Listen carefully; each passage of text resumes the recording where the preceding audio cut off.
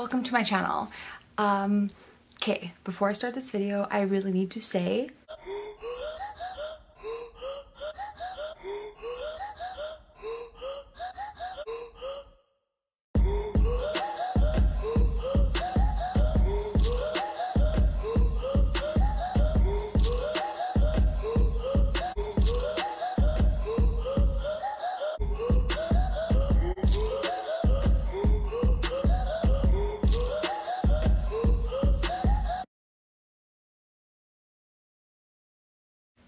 I'm sorry.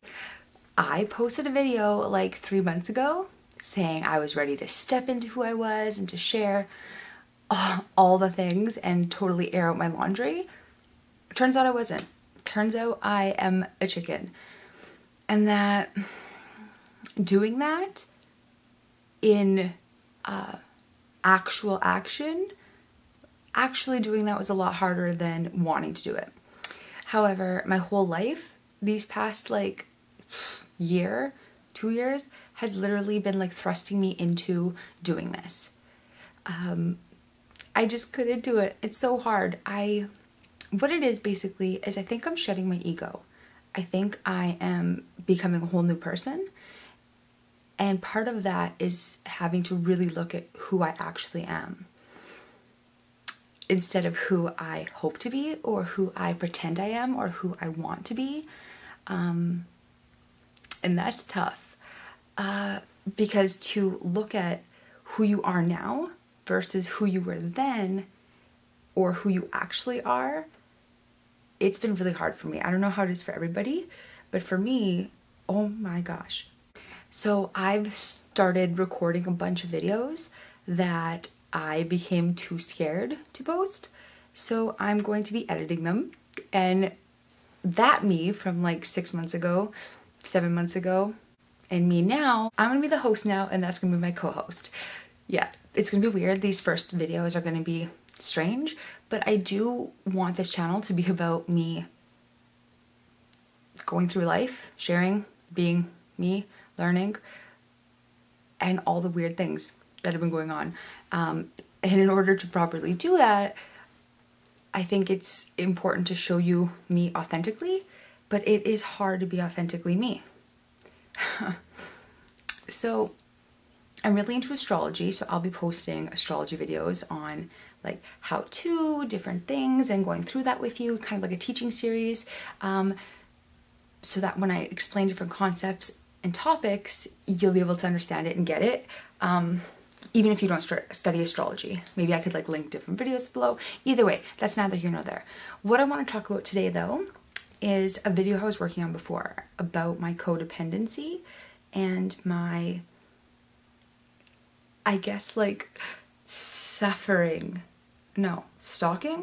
obsession in relationships. I have no chill. Here, let me show you this other video. You can see what I'm talking about. Watch this. I was watching this video on YouTube, and it was like pick an X. If you want to go watch that video yourself, I won't tell you the colors I picked, but yeah. So I just picked the X that popped out to me, but it said something I didn't want to hear. It was very much like, girl, you're fucking nuts. Leave him alone. Stop watching videos on YouTube, basically. And I was like, maybe I would have picked a different X if I didn't immediately go with that X. So let me pick one more X. And I was like, but what if it's a tiebreaker? Okay, I'll pick 2 more X's. And then if it's a tie, if it says like 2 no's, leave them alone, or like, no, you're not going to be together, or no, you're not each other's destiny, then I will accept it. But if 2 come back that, yeah, it's looking good, then I could say that it's still in the running here. Oh, it gives me the shivers to think about how that is. I know. So I did this. I picked 3 X's. The first X, I was like, oh my gosh, she's saying I gotta stop and like to back off, and this was unhealthy, and I was fucked up, which all is true.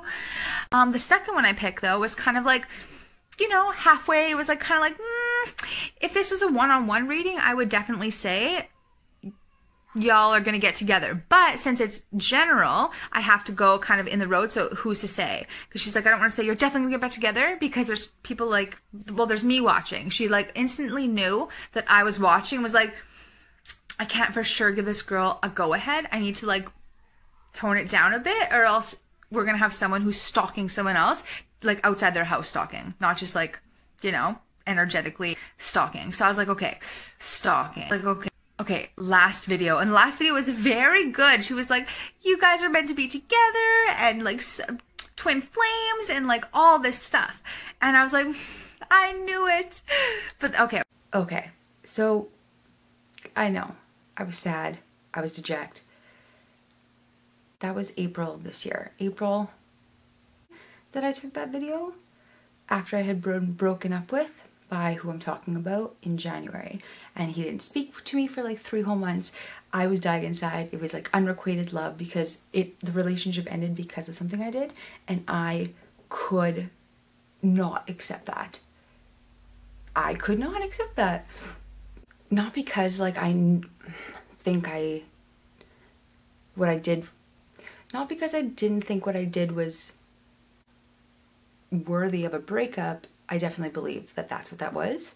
I think it was because I just couldn't, my ideas of what love was so skewed. I believed that to love meant to sacrifice yourself, to become intermeshed with another person, to have a lack of boundaries, you know, like the whole over-the-top theatrical shit we see in the movies, like, you know, The Notebook and stuff. I wanted that. I still want that. Maybe that's like the die-hard romantic in me, but also part of that is like lack of boundaries, I think. A fear that if I'm not what I presume others want of me, that I am unwanted, unlovable, unworthy. And that's kind of like my core wound in this life. I believe that everybody suffers trauma as a child. We all have to live in this world and to grow up, and a part of that comes with wounds. My core wound is that I'm like ultimately unlovable, and that everybody is going to leave me. That they're going to find out who I really truly am, and then of course not love me for who I really am, and then leave me. And it's been like a cycle my whole life. Anyway, as I was mentioning, the idea of people coming into your life and breaking you open, yeah, I agree with that. I think that everybody who crosses our path in life is a part of our destiny. They serve different purposes, different missions, different lessons they're going to teach us, different paths or different parts of ourselves are going to show us. And that's awesome. Watch this.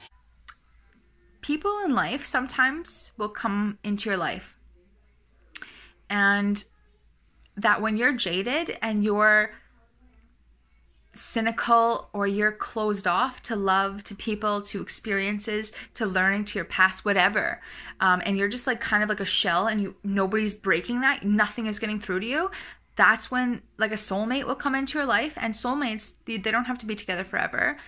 It could be someone that you have a soul contract with, that you agreed to teach a certain lesson to in this life, and that they'll come along and it is only them. And that only they can get through to you. I'm so embarrassed.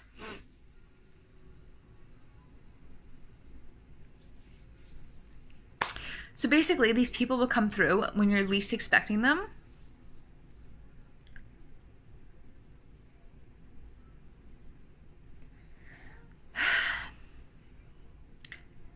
They'll come through, and when you're least expecting them, they will like rock your world. They'll get past the wall, and they'll actually mirror you back to yourself basically, and show you all the shit you do wrong, or all the things that you need to work on if you want to have love like that. And they crack you open. They break down those walls, and they like hurt you so much emotionally, because they're the only ones that can. But it's equally damaging to one another, and vice versa. And I think that that's so true. I don't know where he's at with anything. He didn't tell me. he just like walked out the door, and I haven't really ever talked to him again. I don't even know. In like 3 months, disappeared. Despite my pathetic attempts, my excessively pathetic attempts, to have him still love me. Ugh. Oh, gosh. Anyway, so I think that that's true. I'm not gonna do the whole like 2 videos were, you know, right, so that's good. I'm just gonna let it go. I have to let it go. I just gotta let it go. But I really do think that that's a valid lesson. Thinking about it, I have so much love for him because I am so embarrassing.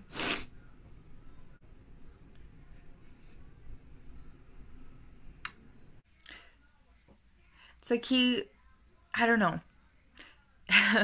He didn't talk very much, and I talked the whole fucking time, but I really needed a sounding board and have someone like look at me and be like, maybe not, maybe you're over exaggerating, or maybe you're being too much. And he just had like such a calming energy, and I love that.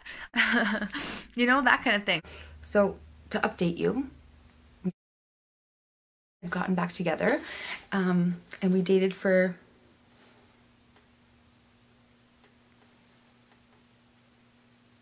6 more months. Yay! Until he broke up with me again and left and moved out after we had just moved into a new place together. And so now I'm living in this new house after I was broken up with. And I don't really know why. I kind of suspect why, but then I'm just left to speculate and to guess and wonder and ruminate and go energetically stalk some more. No, I'm just kidding. I'm not doing that this time.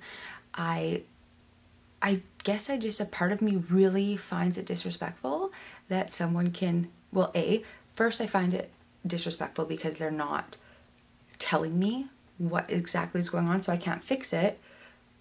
But then also,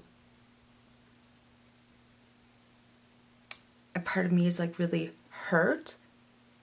So a part of me, when someone like leaves and doesn't give an explanation or just takes off, like that's my biggest fear, right? It's something that I obviously am like manifesting in my relationships because I haven't dealt with that wound yet, which is, I'm going to get to the point of this video in a second.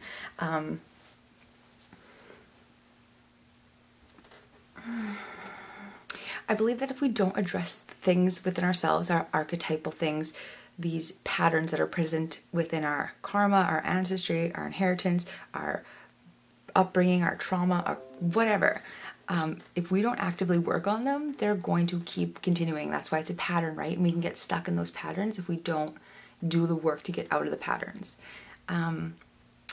He keeps leaving me and I love him.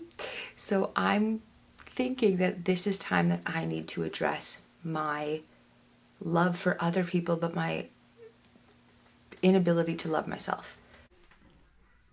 He taught me how to realize my shit does stink and I need to get my shit together, or else I could never have someone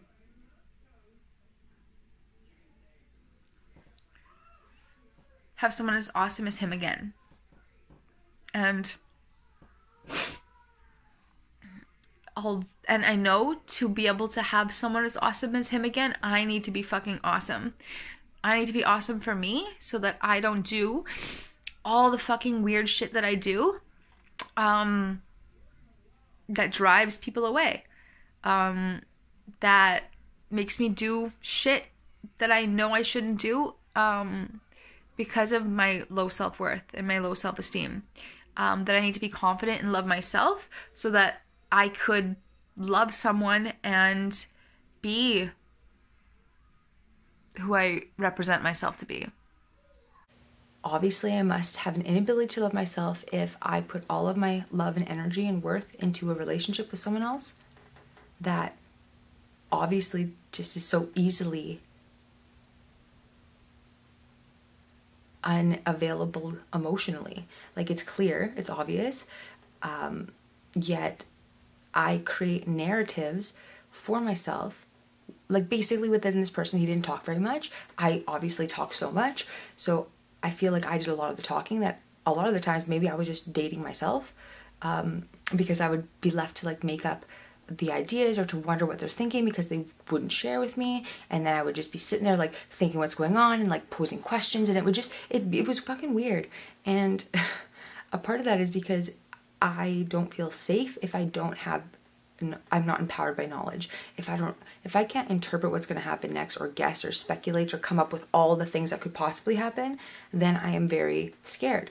And to do that is not healthy, to think about all the different things and to be 10 steps ahead of everybody else. That's like burning my energy out so quickly and creating this like an anxious state all the time, like always in a rush, when I'm learning that I really need to like slow down and like be here, be present in the body.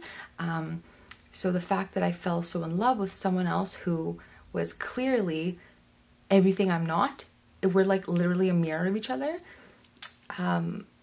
because I think that he needed to learn from me and I need to learn from him. I need to learn to love myself, to value myself, to walk away when something's not good, maybe how to shut the hell up.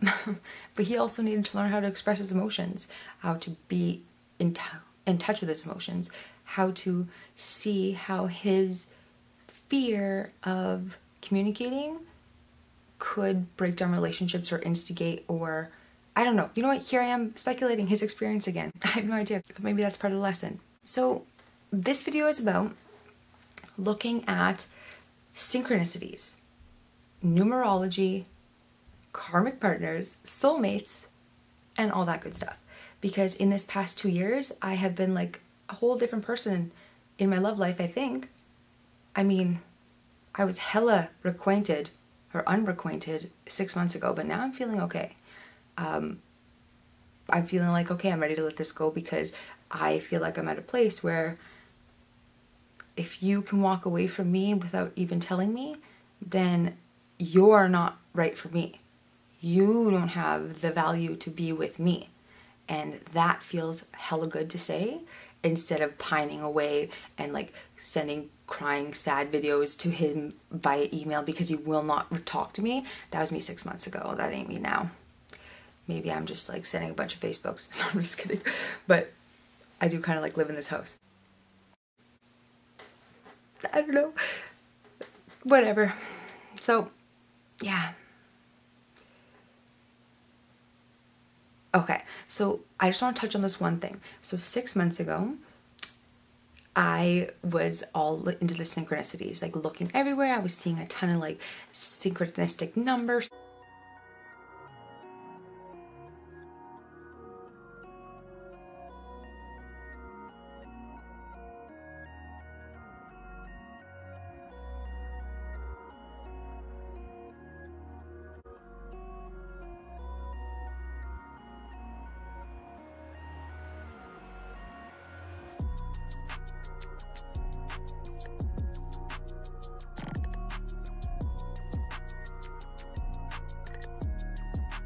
And stuff, and it got me all like walling out about it.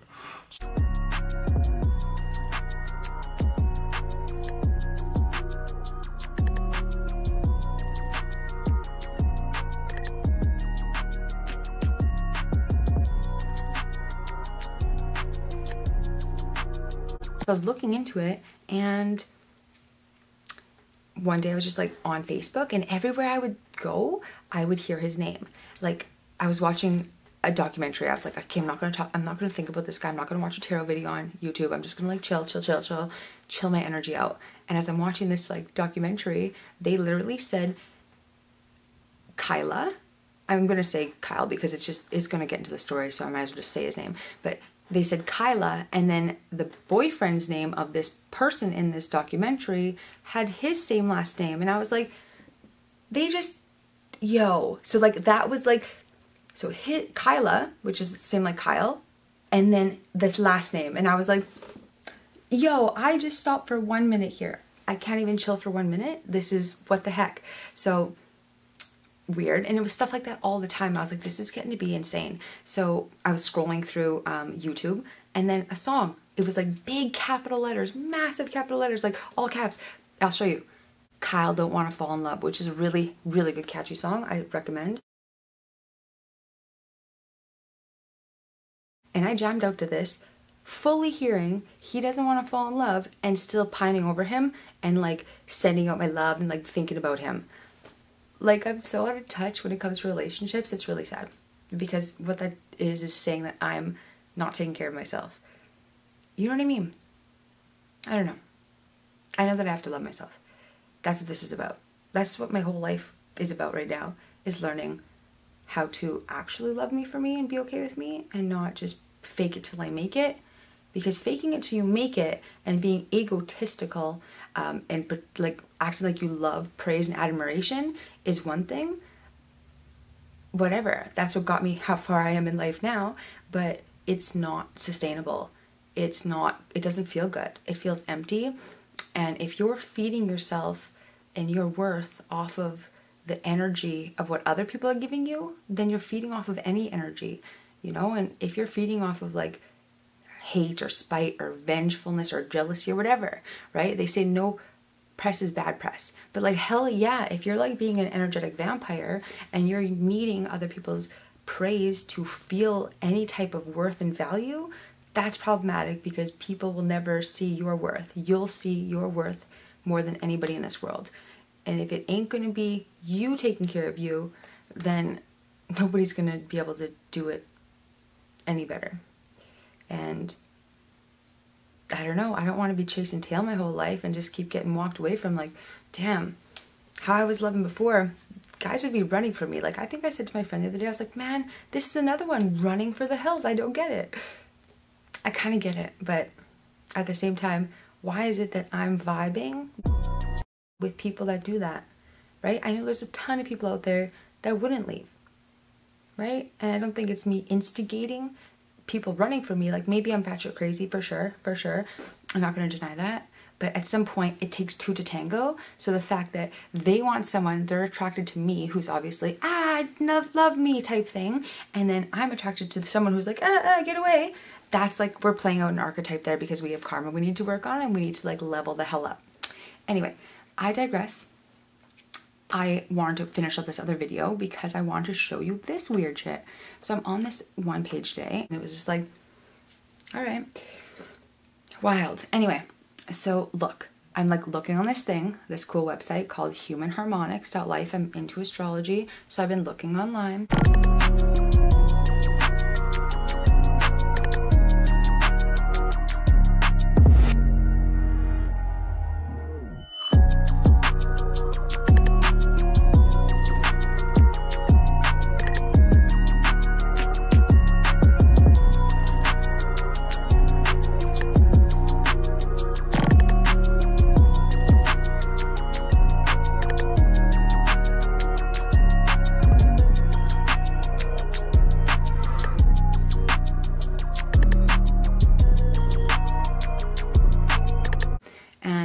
Literally, Kyle C.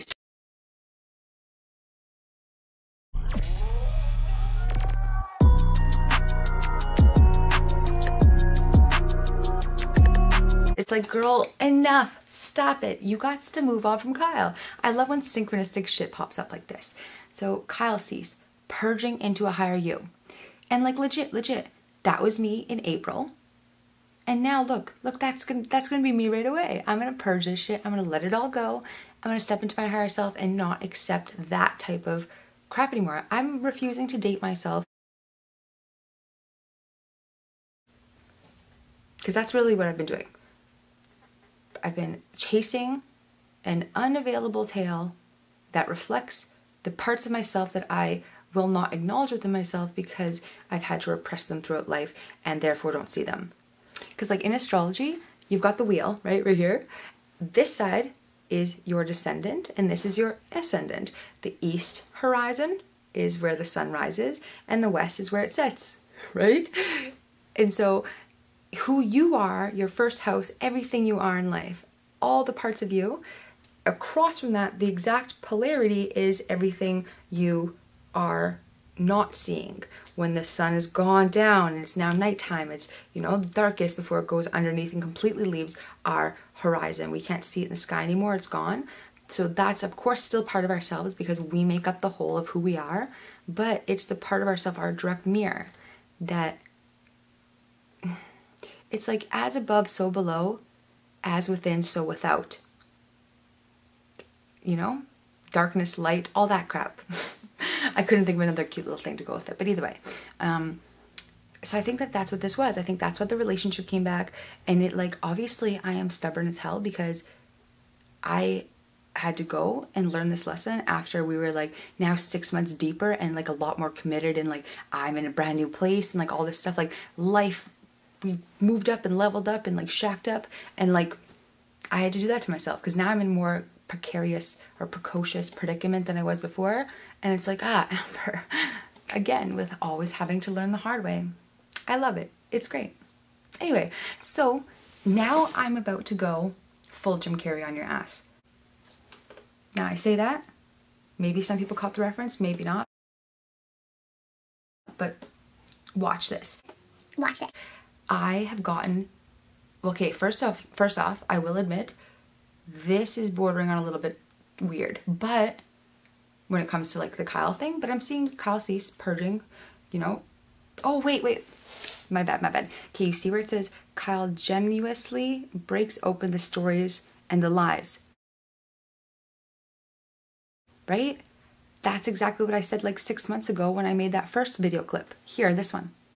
They crack you to let the light back in, to have you work on the shit that you probably wouldn't have if you were jaded and stunted, and you do the same to them. That it was only you that had the key to break them open.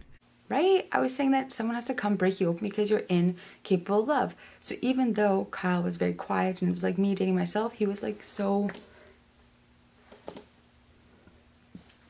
kind and like nobody had ever met before. It's fucking awesome. I really love that cat.